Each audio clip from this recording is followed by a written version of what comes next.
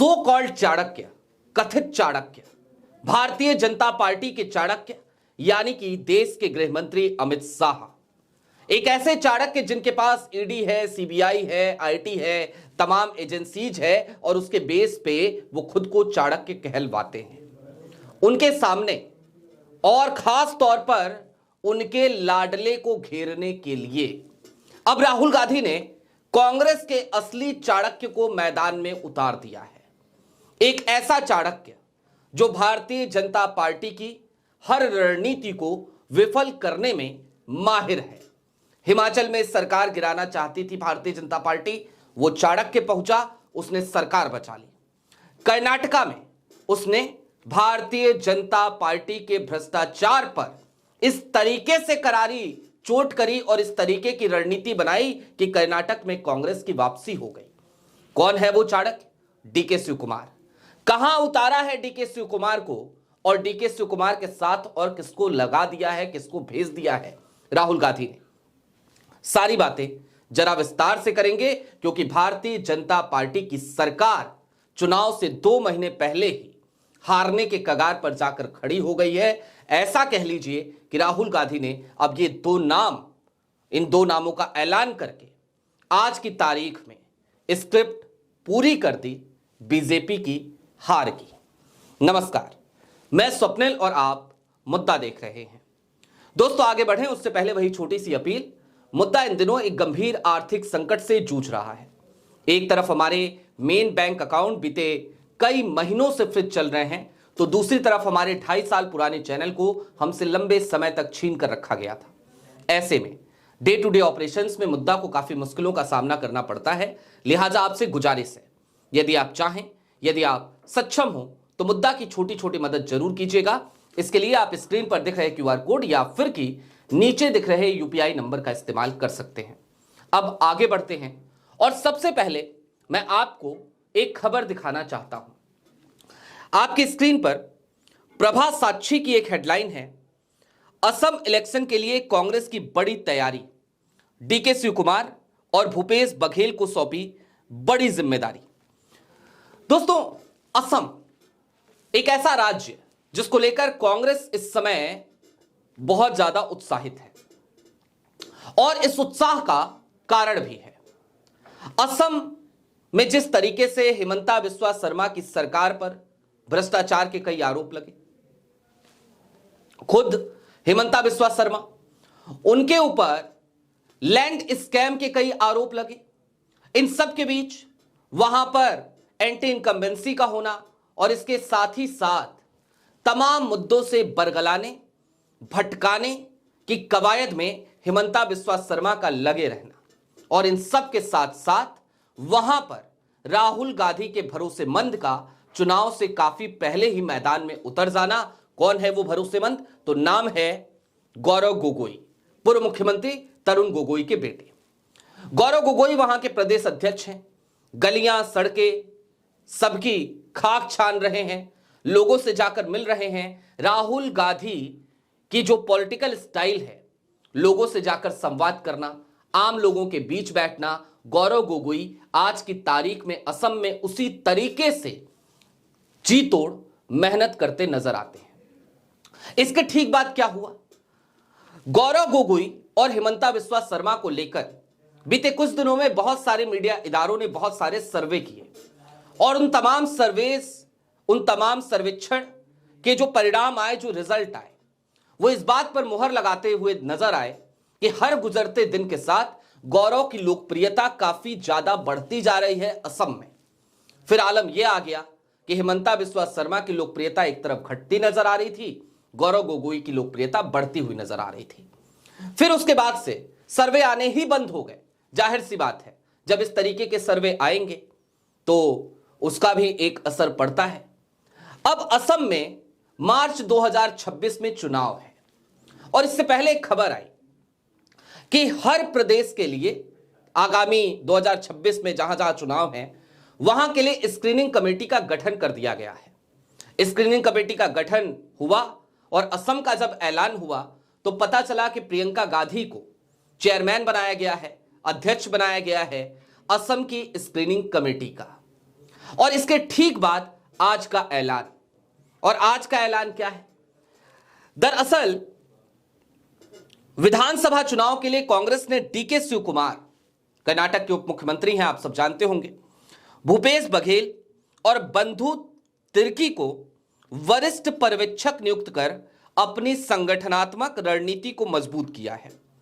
यह नियुक्ति मैंने आपको पहले ही बताया, प्रियंका गांधी को स्क्रीनिंग कमेटी का अध्यक्ष बनाए जाने के बाद हुई है, जो असम में विपक्षी गठबंधन को एकजुट कर सत्ताधारी दल को चुनौती देने की एक सोची समझी कोशिश को दर्शाता है।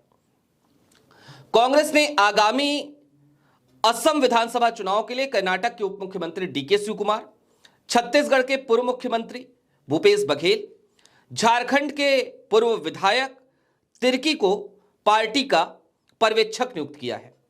अखिल भारतीय कांग्रेस कमेटी के महासचिव केसी वेणुगोपाल ने एक बयान में इस वर्ष की पहली छमाही में चुनाव कराने वाले 5 राज्यों और केंद्र शासित प्रदेशों असम, पश्चिम बंगाल, केरल, तमिलनाडु और पुडुचेरी के लिए वरिष्ठ पर्यवेक्षकों की टीम की घोषणा की।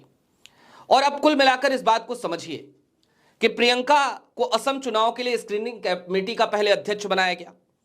उसके बाद आज की तारीख में शिवकुमार, बघेल और तिर्की को वहां भेज दिया गया वरिष्ठ पर्यवेक्षक के तौर पर। एक टीम है ये, और टीम मैं क्यों कह रहा हूं, क्योंकि प्रियंका गांधी के साथ ये तीनों नाम, चाहे वो भूपेश बघेल का हो, चाहे वो तिर्की जी का हो, या फिर कि वो डीके शिवकुमार का हो, ये तीनों ही एक अच्छी बॉन्डिंग शेयर करते हैं, एक अच्छी टीम की तरह काम करना जानते हैं।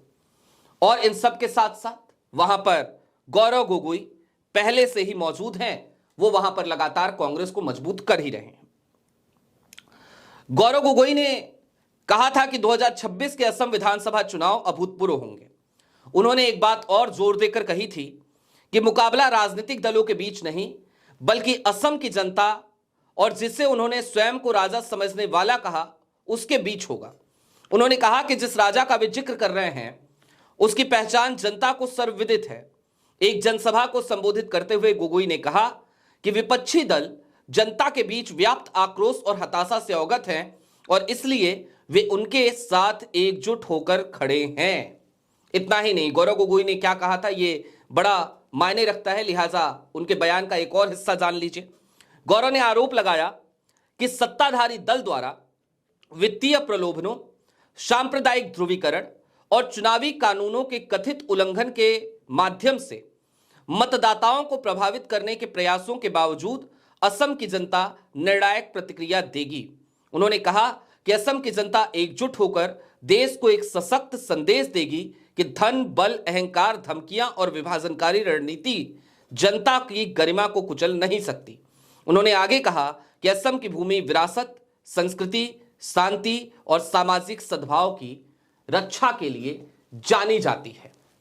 अब गौरव गोगोई ने बयान का जो उनके दूसरा हिस्सा था, जिसमें उन्होंने प्रलोभनों की बात की और जिसके बाद डीके शिवकुमार को आज वहां उतारा गया, उसकी जरूरत पड़ी, जरा इस चीज को डिकोड करना सबसे ज्यादा जरूरी है। मैंने कहा था ना कि सो कॉल्ड चाणक्य, कथित चाणक्य, भारतीय जनता पार्टी की आज की पॉलिटिकल स्टाइल क्या हो गई है? चुनाव से ठीक पहले लोगों को आंशिक लाभ दे दो, जैसे बिहार में क्या किया गया, या फिर कि महाराष्ट्र में क्या किया गया, या फिर कि मध्य प्रदेश में क्या किया गया। चुनाव से ऐन वक्त पे, चुनाव के वक्त पे ठीक पहले महिलाओं के खातों में पैसे ट्रांसफर, कहीं लाडकी बहन योजना, कहीं लाडली बहना योजना, फिर यहां रोजगार के नाम पर बिहार में महिलाओं के खाते में डीबीटी किए गए 10-10 हजार रुपए। कई जगहों पर तो हाल ये कि चुनाव के दरमियान पैसे जा रहे थे लगातार अकाउंट में। अब इस तरीके की जब रणनीति होती है, इस तरीके से जब संसाधनों का, सरकारी तंत्र का दुरुपयोग किया जाता है और इस पर चुनाव आयोग आंखें मूंद कर बैठा रहता है, तो फिर विपक्ष को तैयारी तो करनी पड़ेगी। और ऐसी ही तमाम रणनीतियों से निपटने में माहिर हैं कर्नाटक के उप मुख्यमंत्री डीके शिवकुमार। डीके शिवकुमार, आपको याद होगा जब मुंबई की सरकार थी कर्नाटका में, चुनाव हुए, वहां पर कांग्रेस के ही लोग वो उम्मीद नहीं लगाए थे कि इस तरीके से बहुमत आएगा, लेकिन ये डीके शिवकुमार की रणनीति थी। डीके शिवकुमार का प्रचार का वो तंत्र था, डीके शिव कुमार की चाणक्य नीति थी, जिसके बाद वो लगातार कांग्रेस में एक चाणक्य के तौर पर जाने लगे। फिर हिमाचल में असंतोष का माहौल बना। ऐसा लगा कि कांग्रेस की सरकार आज गिर जाएगी या कल गिर जाएगी। कांग्रेस की सरकार के गिरने का औपचारिक ऐलान ही ऐसा लग रहा था जैसे बचा है।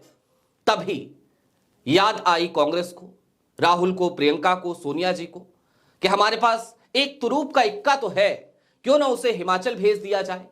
पर्यवेक्षक बनाकर हिमाचल भेजे जाते हैं डीके शिव कुमार और हिमाचल की सरकार बचाकर ले आते हैं और तमाम विरोधी गुटों को एक साथ एक मंच पर बैठाकर प्रेस कॉन्फ्रेंस को संबोधित भी करते हैं। वो तस्वीरें खूब वायरल हुई थी। ये रणनीतिक ताकत है, ये सूझबूझ है कांग्रेस के असली चाणक्य की, राहुल गांधी के असली चाणक्य की, डीके शिव कुमार की। और इसीलिए हम ये बात आज डंके की चोट पर कह रहे हैं। और चलते चलते इसको जरा समराइज कर लेते हैं कि जो सो कॉल्ड चाणक्य हैं, उनके लाडले की घेराबंदी के लिए राहुल ने अब असली चाणक्य को मैदान में आज की तारीख में उतार दिया है।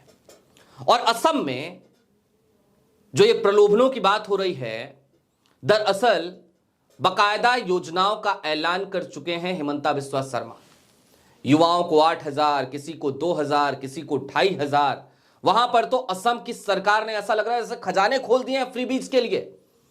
मोदी जी फ्रीबीज पर हमला करने वाले नेताओं में अग्रणीय नेता थे, रेवड़ी कल्चर कहते थे, लेकिन आज उनको लगता है कि रेवड़ी कल्चर के तहत ही अगर सरकार बन जाए तो चलो रेवड़ी कल्चर ही अपना लेते हैं।